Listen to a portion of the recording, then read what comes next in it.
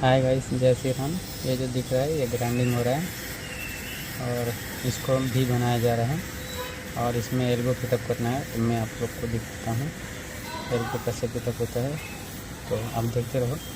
Table बनता है बराबर 90 डिग्री में। ये एल्बो है 90 डिग्री का 4 इंच का।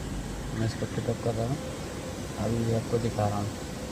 ठीक है, ये देखो ऐसा होता है। कितने जन को नहीं पता होगा। और ये देखो पिटअप हो गया है। डायरेक्ट टेक ले लिया हूँ। अब इसको बिल्डिंग होगा, थोड़ी देर बाद बिल्डिंग चालू होगा इसमें।